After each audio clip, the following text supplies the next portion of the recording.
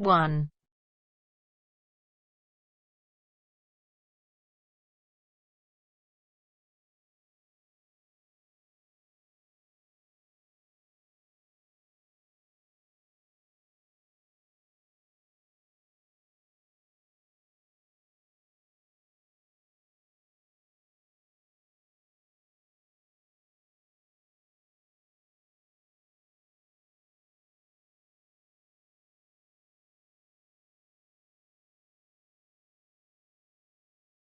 You will hear a woman booking a room for a party at a community centre. First, you have some time to look at questions 1 to 4.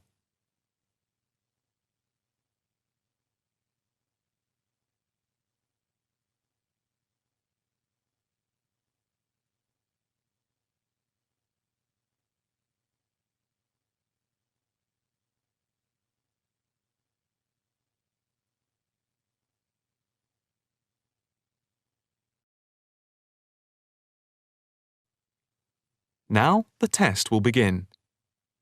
You should answer the questions as you listen, because you will not hear the recording a second time. Listen carefully and answer questions 1 to 4. Hi, good morning. My name's Pete. How can I help you? Hi, my name's Maria Lincoln. I understand you hire out rooms in the community centre as venues for parties? Yes, we do. We've various sized accommodation. It depends on what you're looking for, really. We're looking to hold a party, a children's birthday party, and we need a room that will hold about 70 people, with space for a small disco area, games, dancing, and food. Well, we have a large room, and it would certainly hold at least 100 people comfortably. It's used a lot for parties and things like that. That sounds as if it might be suitable. I've tried various venues, and they're either booked up or they don't hold enough people. Can you tell me when you were thinking of holding the party? I know it's short notice, but we wanted to hold it Saturday week. That's September 15th. Let's have a look. Yes, you're in luck. The Mandela suite is free then. I'll just write that down. Mandela. And the time. When were you thinking of holding it? In the afternoon, from 3:30 p.m. to 9 p.m. Yes, okay. There's no smoking on the premises, and we're only licensed to have soft drinks. That's okay. I think I'm happy to go ahead. Before you hear the rest of the conversation, you have some time to look at questions 5 to 10.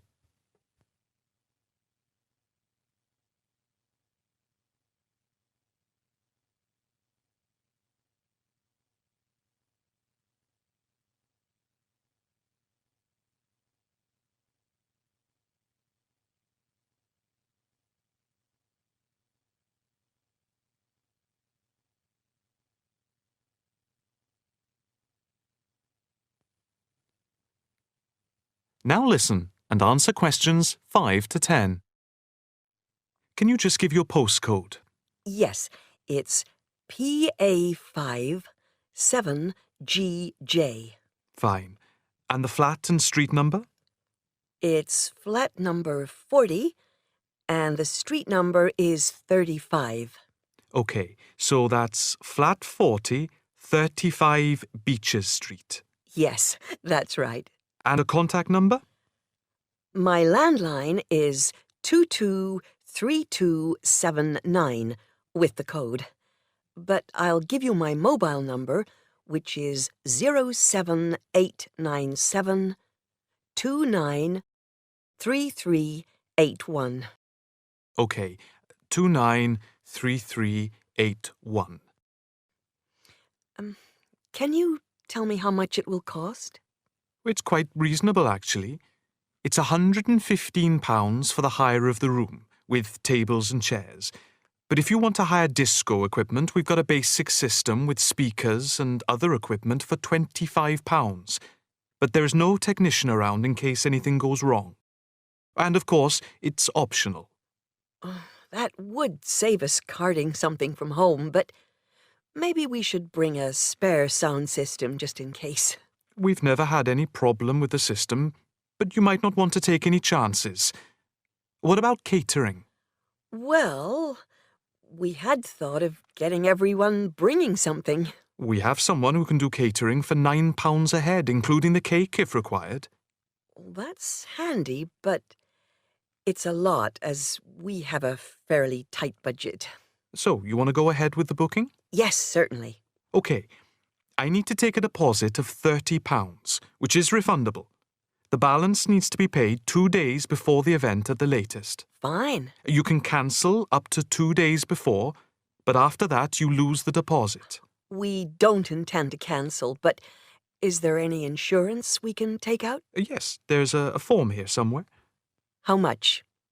It's, let me see. It's only £9 for the 24-hour period, and that covers you for cancellation, damage, and injury. Well, at least we'd better have a look at it. How would you like to pay the deposit? Cash. I'll just give you a receipt. There you are. 10, 20, 30. £30. Maria Lincoln. Thank you very much. I'm really glad I found somewhere. We have been trying to book a place for the past 2 weeks, so thank you again, and bye for now.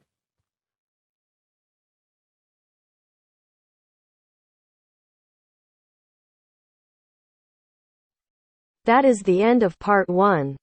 You now have half a minute to check your answers.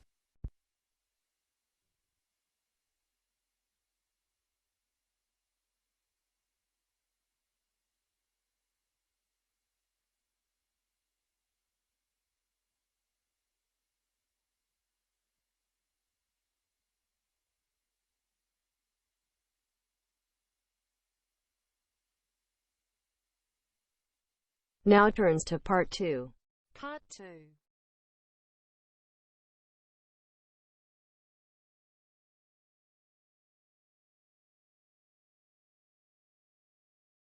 You will hear a talk on the radio about grass roofs.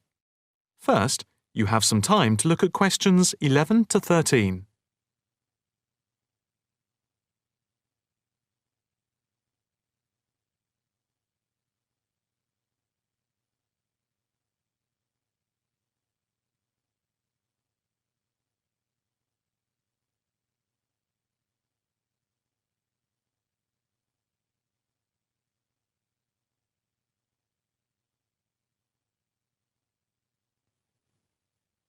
Now listen carefully and answer questions 11 to 13. And now it's straight into the Eco Hotspot for today's programme. We are in fact going to look at an intriguing trend in recent years in the world of eco-friendly developments.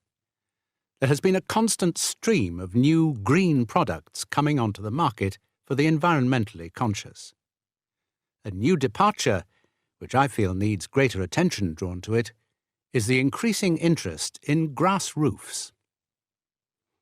Environmentalists sing the praises of grass roofs as interest in sustainable ecological building has led to the greening of the rooftops of residential and commercial buildings around the world. And what does this type of roof consist of? Instead of tiles, which allow water to run off and create flash flooding, the roof has a waterproof underlay, which is laid over the roof deck. This waterproof layer is then covered with layers for insulation and drainage. Then, on top of the insulation and drainage layer, is added a final layer of soil or crushed stones for the plants and/or grass to grow on. The roof can be planted with wildflowers to add colour and life to your rooftop. Before you hear the rest of the talk, you have some time to look at questions 14 to 20.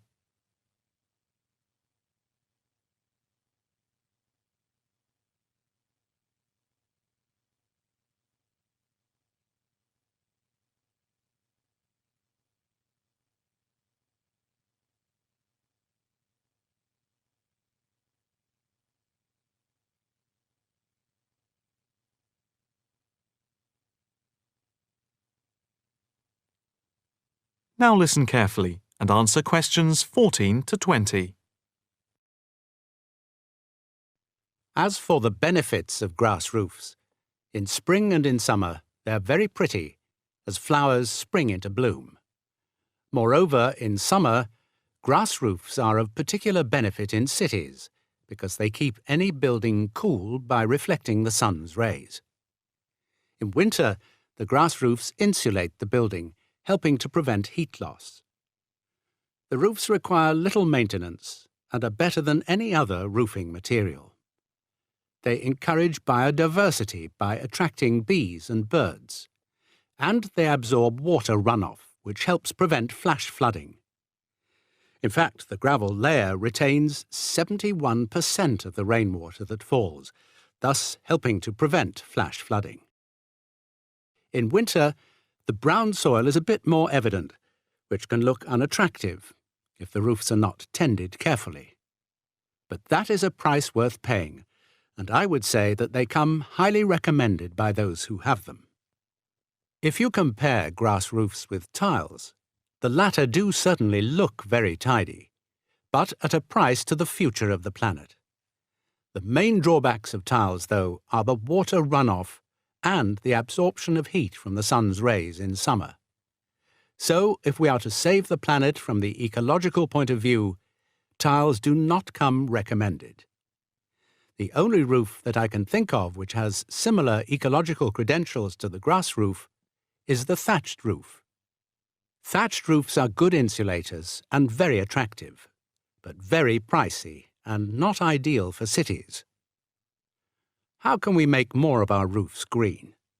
That is, how can people be persuaded to install grass roofs? The World Green Roof Conference in Australia was a very good start. At a grassroots level, the best way to raise the profile of grass roofs is to make them trendy by highlighting them in fashionable magazines, so that people begin to feel that they cannot do without them. But the idea I like best is holding competitions for the best designed grass roofs. Next week, Eco Hotspot is going to look at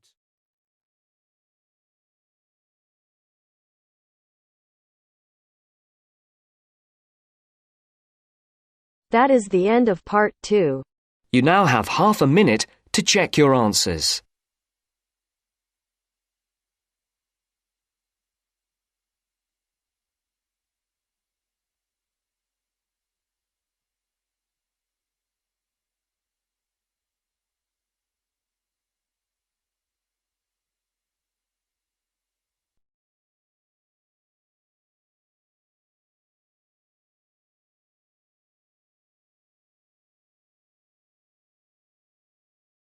Now turns to part 3. Part 3.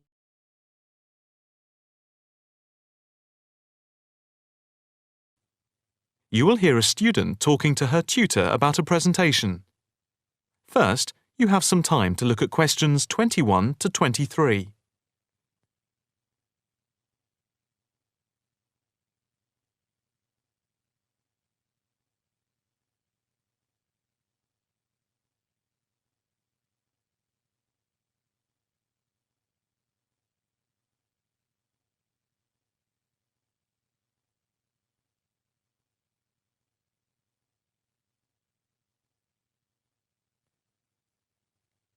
Now listen carefully and answer questions 21 to 23.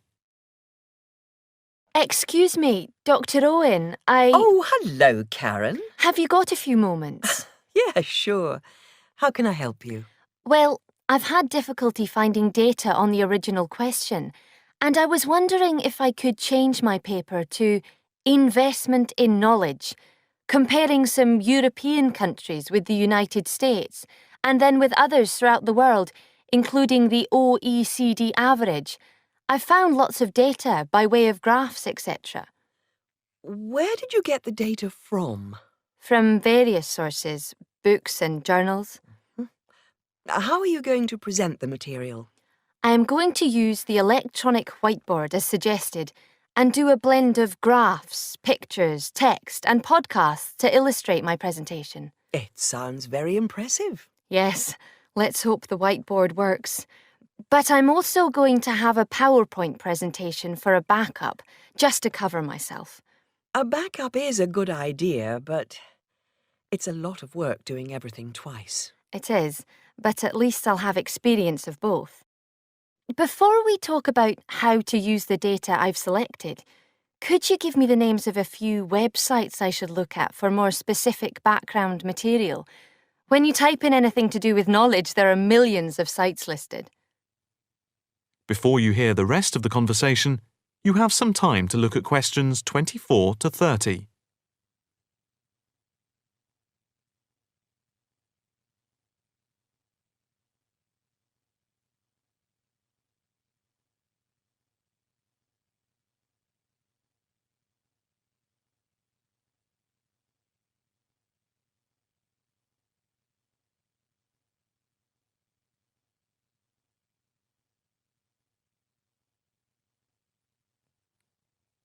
Now listen carefully and answer questions 24 to 30. Let's see. Oh, I'll print you off this list.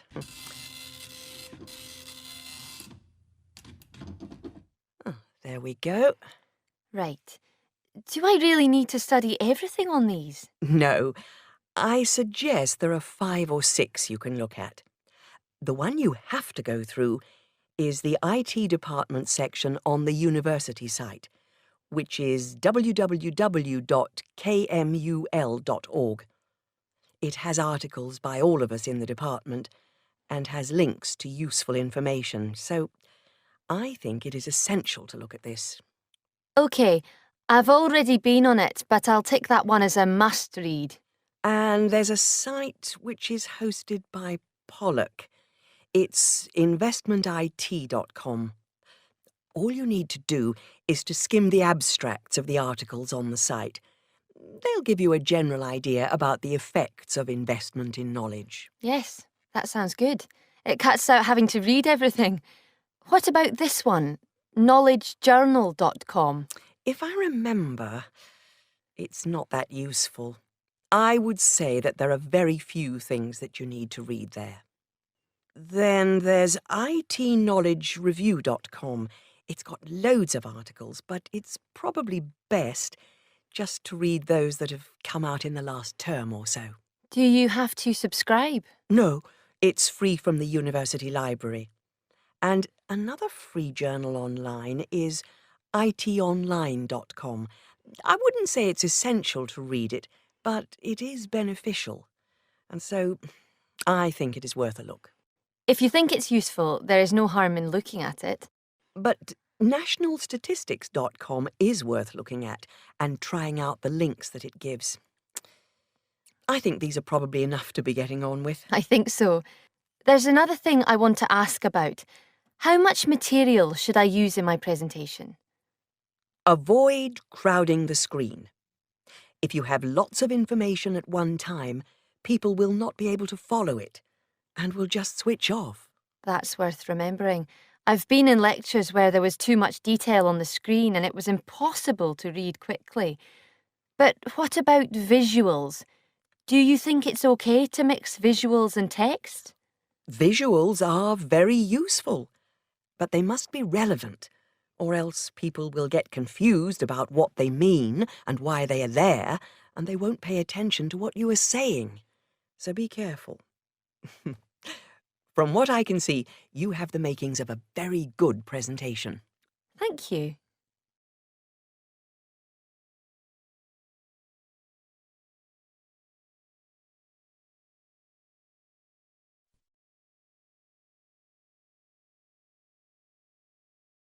That is the end of part 3. You now have half a minute to check your answers.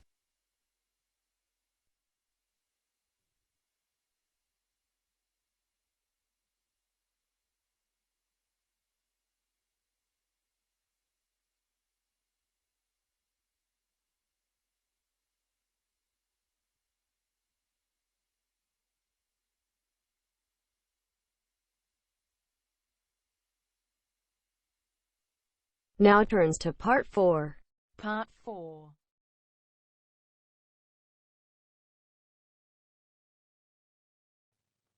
You will hear a talk on the work of a printing department at a university. First, you have some time to look at questions 31 to 40.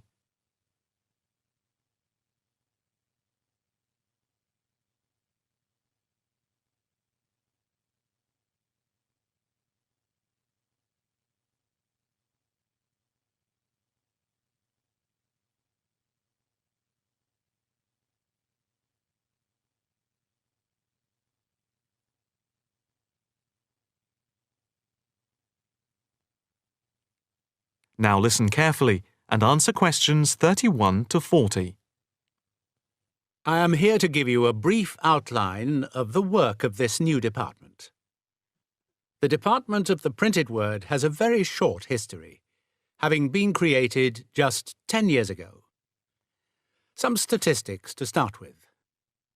The first intake of undergraduate students consisted of 20 students, which rose to 37 in the second year. And we now have about 50 in the first year, doing a wide range of courses, full and part-time. We have a thriving research department, with 17 students on the taught MA course and 7 students doing research full-time. In all, we have 9 full-time lecturers and 16 part-time lecturers who work mainly but not exclusively in our evening department. Of the total student body, approximately 21% are from outside the country, a number which has been increasing steadily over recent years. Although students from overseas have to reach a minimum level of competence in English before they follow a course at the university, some may require remedial help with their English, and we can offer help through the Student Support Services as part of the general assistance given to all students. For home students, both graduate and undergraduate, there are bursaries to help with travel and accommodation, for which I would advise you to contact Mrs. Riley at the end of this session.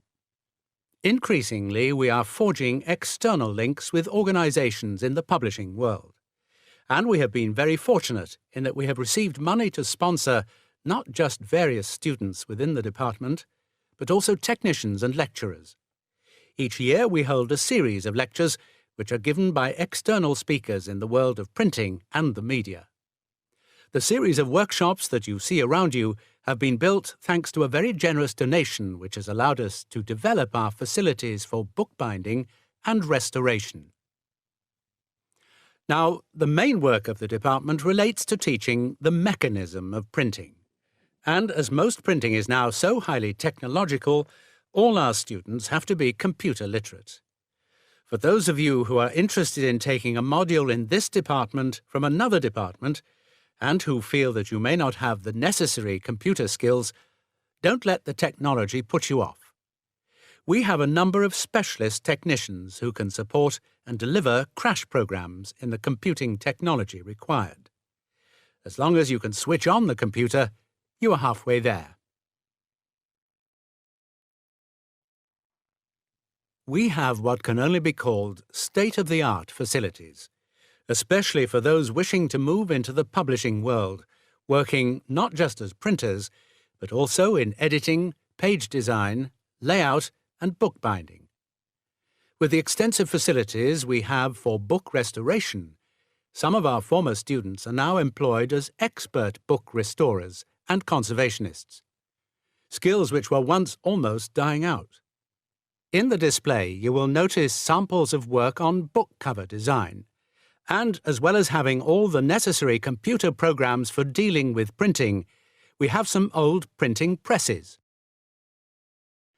Despite being largely a modern department, we do have an increasing interest in research into the history of the printed word, ranging from early European to Chinese and Japanese printing techniques.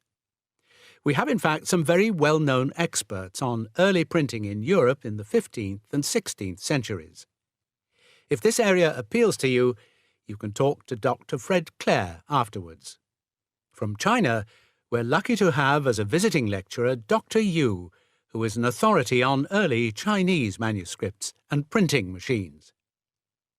If you're thinking about doing a module with us, or you are interested in doing research after you have finished your first degree, the person to talk to is Professor Clarkson, who will be able to give you all the details.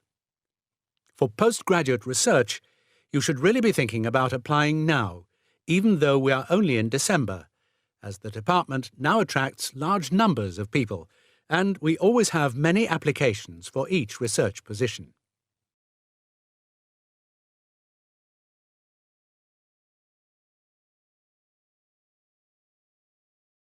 That is the end of part 4. You now have half a minute to check your answers.